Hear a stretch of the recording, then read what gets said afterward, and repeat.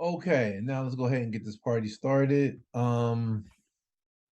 Right here, we have our project, and we're going again, the same project where we created the objects where we download the images from the internet. Of course, some of them are cached and some of them are from the internet. Okay, now what we're gonna do is I want to introduce you guys to um, custom string convertible and custom debug convertible. So basically, these are protocols that come with Swift, they ship with Swift, and they allow you to print description information and debug information. Okay. Me personally, I use the debug for development purposes. I use description. I use custom string convertible for development purposes. I use custom debug string convertible for debugging purposes. Okay.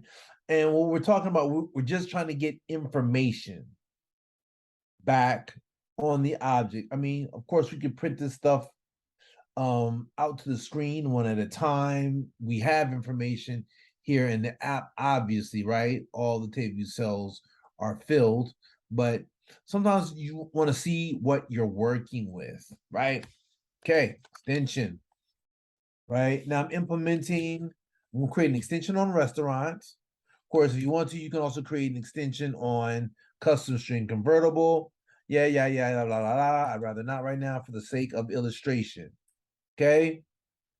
Okay, so custom string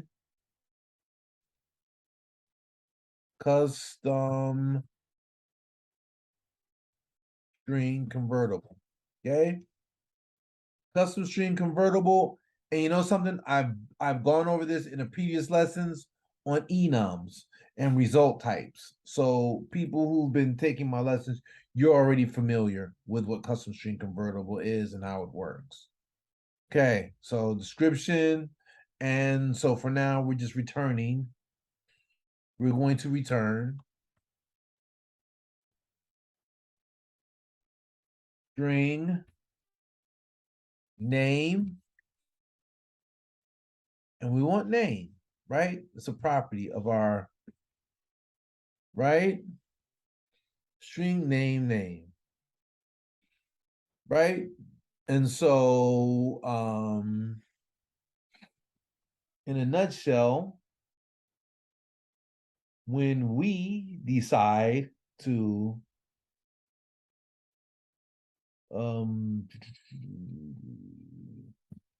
so we have this right here, right? Now, if we want to print the item, let me just do it like this. I'm gonna comment this out for a second. Here's the difference. Here's its usefulness, right? I'm gonna go here and right here for item. Okay. So as I go here, I'm gonna say print, okay, item. By the way, you know something I'm gonna do? I'm going to go into this real quick and let me mute this, right? All right. Because I want you to see something else. I want you to see what it looks like when I print each item, right?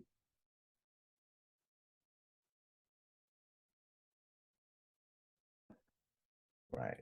So this is what happens as I print each item. Restaurant name, blah, blah, blah. Now you can see everything. No problem, right?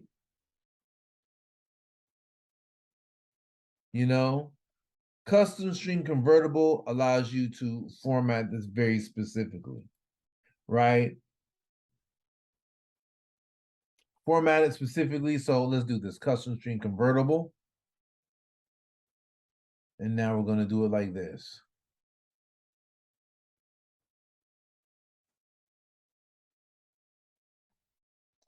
Same thing. Okay. And then you can go and add whatever formats you want to it.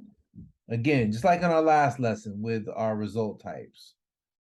Okay, we use our custom string convertible and description property to return something that's formatted. Okay, now that we have that, well, you say, what is the usefulness of custom string debug, right? Because it's kind of like the same thing, right? And according to some people, maybe there is no practical good use to it, right? So, but here's what we're gonna do. Let me go back. Give me a second.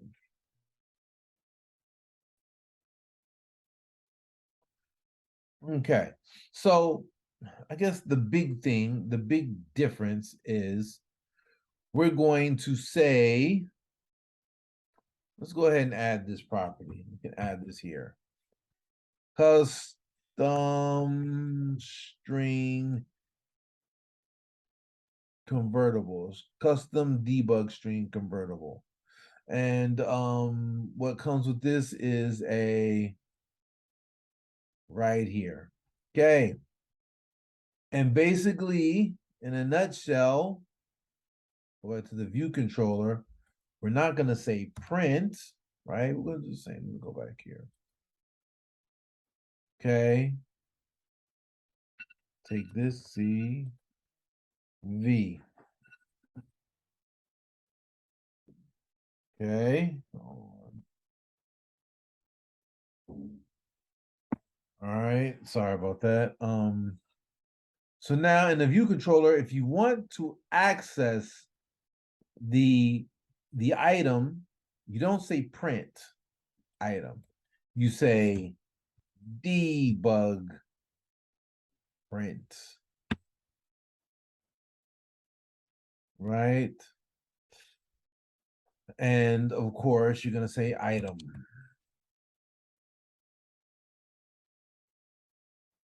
And so you should get the exact same thing, right?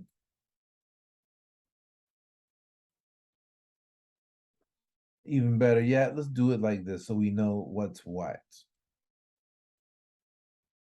Debug description, we should say debug, DESCRIPT,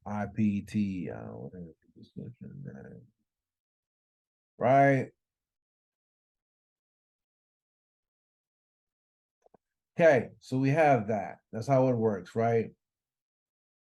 But there's more to it. It's more to it. So we have other things we can add to this functionality. All right. So basically we can use the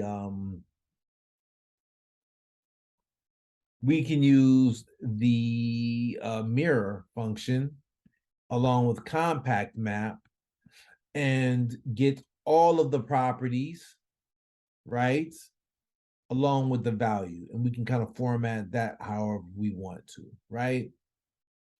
So instead of returning this, which I'm not going to, I'm just going to do this. Look, I'm going to say var my description, right, equals I'm just going to do this. Var my description. No, I'm going to say like this. Name. Okay. Okay, and then why did I get these two? Name. Okay. For my description, of course, I should be returning a return, right? So now let's go ahead and let's do this. Let mirror equal MIR mirror, right? Reflecting self. Okay. Now I have that. Let's say description plus equals. That means we're appending these variables as opposed to adding, replacing it, resetting it. We're appending. So we're adding string on top of that. Say mirror dot children dot compact map, right? There we go. Compact map.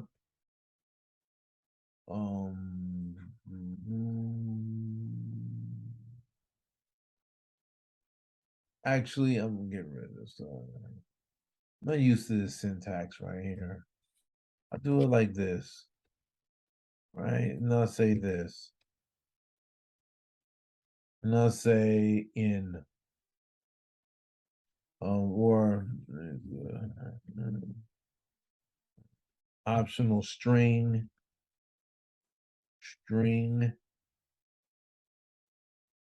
right? String in, right? And I should be saying args, right? Binary, let me see something. Okay, dot fuck. Joined, right? Separator. Okay. All right, that should be going away. And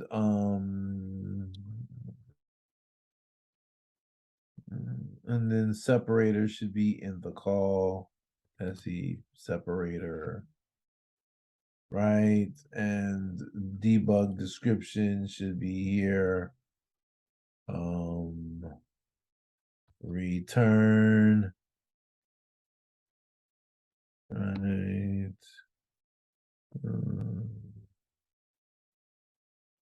Oh, here's another thing too. My description, right?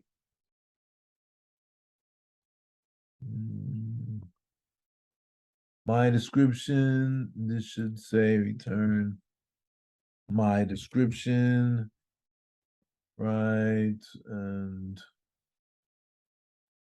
return enclosure.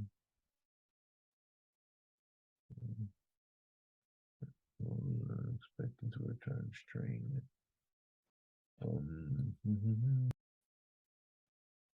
Okay, so yeah, I had to look at that, but yeah, that's done right. So, but now what I need to do is I'm gonna say let, right? Label, comma, value equal args guard let property name equal label else return nil. Okay, and I'm gonna say return the string property name comma value.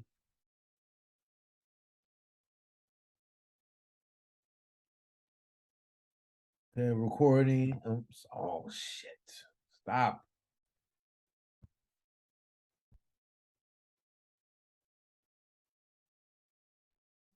Okay, and then we're gonna say value, right? That's another one of our variables, right?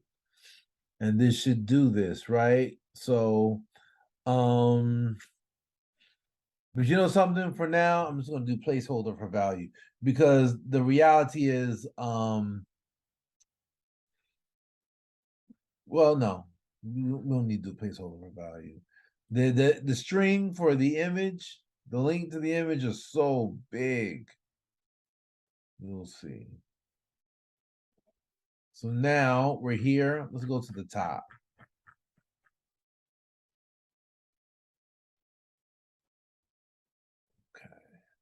So here we go. Name, Gus's fried chicken, right? But then after that, you have chicken. And what I should do, I'm gonna do this just so people can understand the beginning and end of this, right?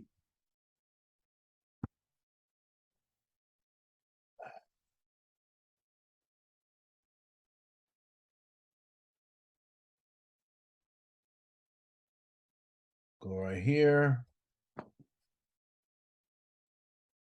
So now Gus's name, Gus's famous fried chicken. But okay, so that's from this up here. But the rest of it, I'm just basically getting all of the names and all the values and putting it into a tuple. And one has the name, the other has the value. And I'm printing them out, right? Right here. Property name, value. Matter of fact, I should do this. I should just say this. Name, value. Right? So now I can do this. Check it out.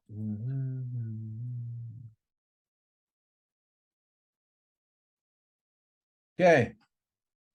Come up here. So name, value is Gus's fried chicken. Okay. Name is the address. The value is 14 something something Oakland, California. Right?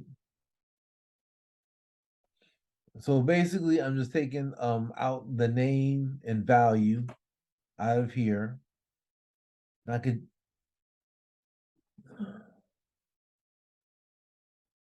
value out of this. And of course, there are other properties too, right? There are there's price, and the value is 3. Or the value is 3-piece with sides. Yeah, you know, and you can kind of compare it to the property that's in the restaurant list object, right? Which is up here. Name, address, price, image URL. And of course, these are your coding keys.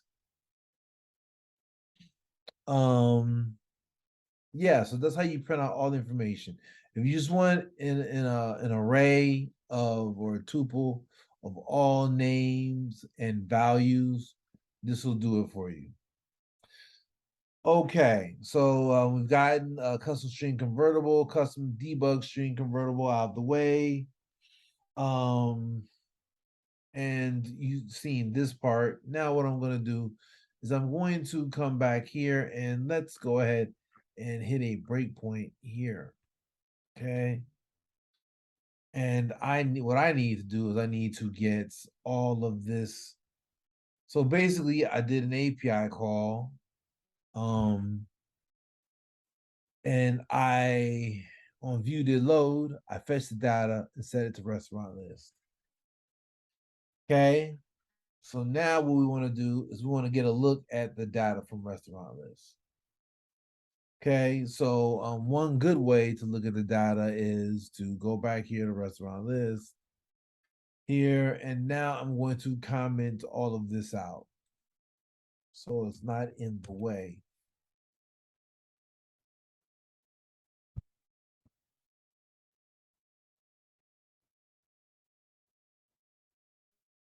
And so now we set the breakpoint. Let's go ahead and run this. This is our basic breakpoint.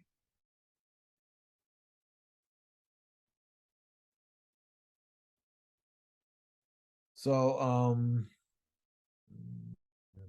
I need to figure out why this is still printing because I don't want anything printing. Let me go down here and Oh yeah, I don't want this to print right now. Okay, so let's do this again.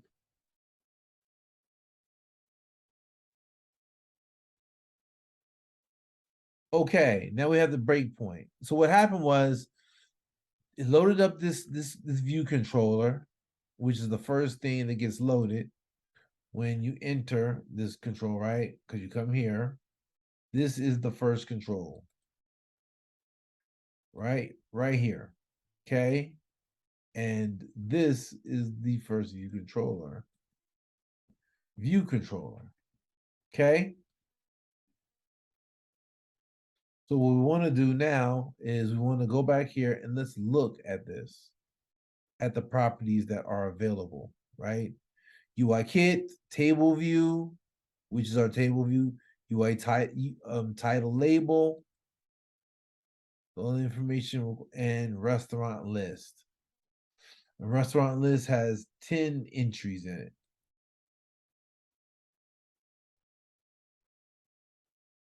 Okay, so now let's talk about different ways to print this stuff to the screen. So of course I can say right here, I want to look at everything that's in restaurant list, right? PO, restaurant list. That's all the information right there. So this is where I can get to look at things from the console as well. Okay. So if you don't want to use your custom debug string convertible, you can look at the values just like this and on the fly. Okay. So that's one thing. And you can even take it another level, right? So let's do this. PO dot restaurant list dot 0. So now all we want to see is 1. Okay, you see the first entry. Okay. We can even say this. We might PO restaurant list. Okay, O. Okay, dot name. See that? Return, and that's it. That's the name. Okay, so now I have that, and then we can say P dot restaurant list 0. This returns us a little more information.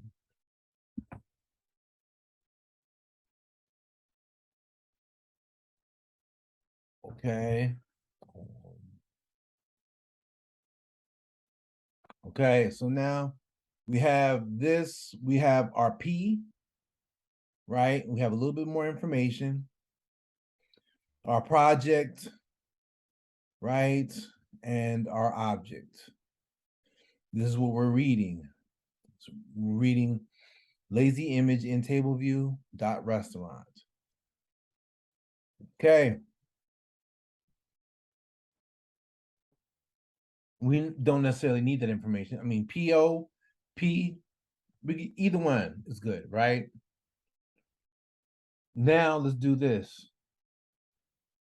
We're going to say frame variable. Frame variable.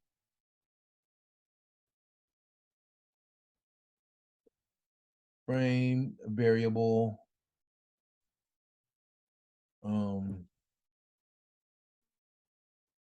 Restaurant.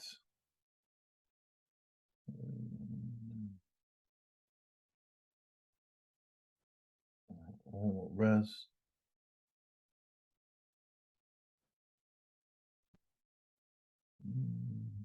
List.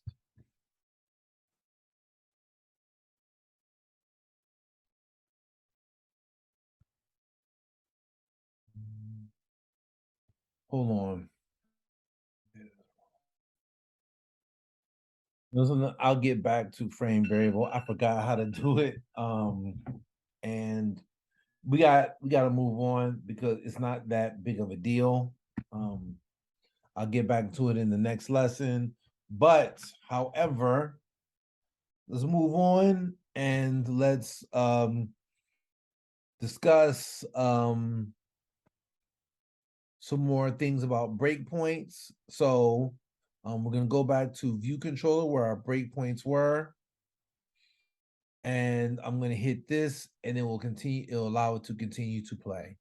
And now you finish off the rest of what's going on in your table view and finish loading everything. Okay, so why do we use breakpoints? Breakpoints are used to stop the progress of a page so you can see what a variable's value is in a given moment.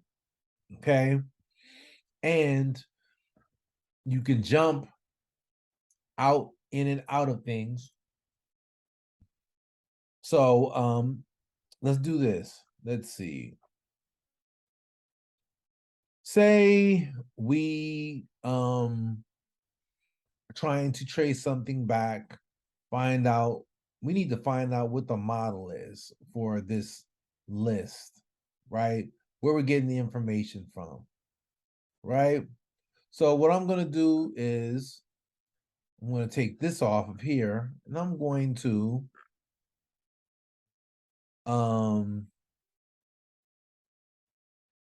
we know that this is set in here. We know this, right? Self.restaurant.list is set by fetch data.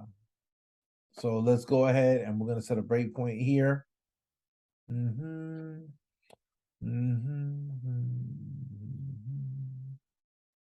We're here.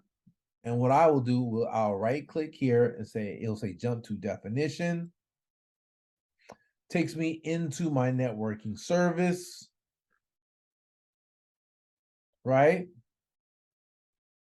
Takes me into my networking service. Of course, if I want to come out, I just come back out, right? I went backwards, okay? But I'm gonna go back in. I'm here. And right here is where I get helper constants data, right? And if I want to find out what that is, I go here and jump into this definition. And now I'm here. This is where I have the helper constants data and it has all this stuff. And I go all the way to the bottom and it turns it into of type data right here. Okay. Of course, if I want to go back, I just go back here. So that's the way I drill down. I personally am not I don't really use this. Step into or step out. I just don't. I use the back button and I right click and jump to definition. Other people do things a different way, more power to them, but this is how I do it. So that's it for this part right now. We're gonna get more in depth with debugging on to the next lesson.